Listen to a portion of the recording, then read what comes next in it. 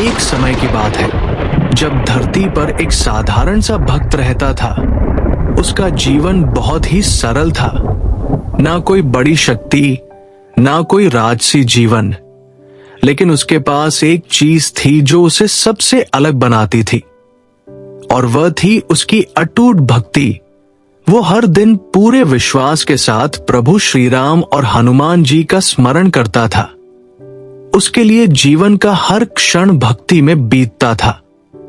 लेकिन समय का नियम बहुत कठोर होता है। जब किसी का समय पूरा होता है तब उसे कोई नहीं रोक सकता, और एक दिन वही समय उस भक्त के जीवन में भी आ गया। उस दिन वातावरण अचानक बदलने लगा। आसमान में काले बादल छा गए, तेज हवाएं चलने लगी, पेड़ों की शाखाएं हिलने लगी, जैसे प्रकृति खुद किसी बड़े परिवर्तन का संकेत दे रही हो। तभी दूर से एक भयावह आभा दिखाई दी। वो कोई साधारण दृश्य नहीं था।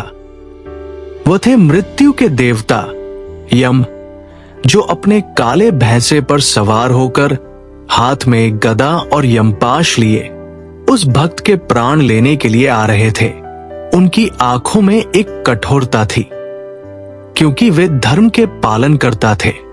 उनके लिए हर जीव का समय निश्चित था, और जब समय पूरा होता है तो उन्हें अपना कर्तव्य निभाना ही होता है।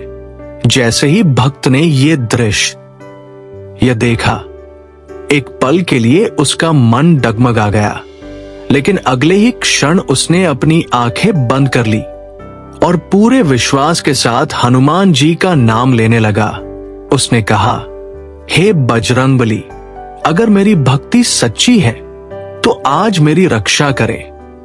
उसका स्वर कांप रहा था, लेकिन विश्वास अडिग था।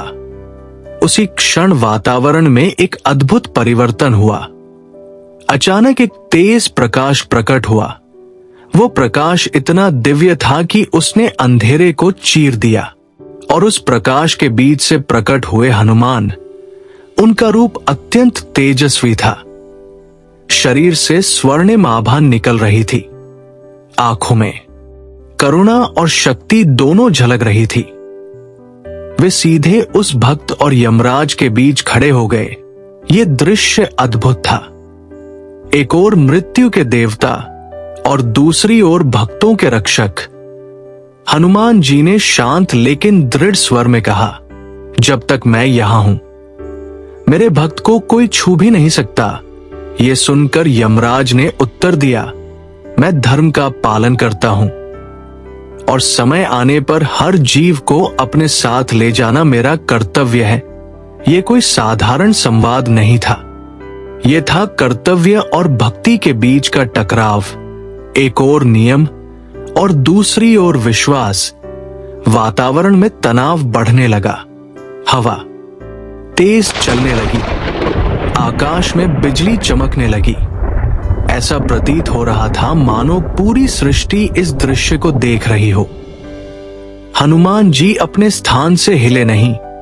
उनका स्वर शांत था, लेकिन उनकी शक्ति असीम थी। उन्होंने अपने भक्त की ओर देखा और फिर यमराज की ओर। यह संकेत था कि वे अपने भक्त की रक्षा के लिए किसी भी सीमा तक जा सकते हैं। तभी एक अद्भुत ऊर्जा का संचार हुआ।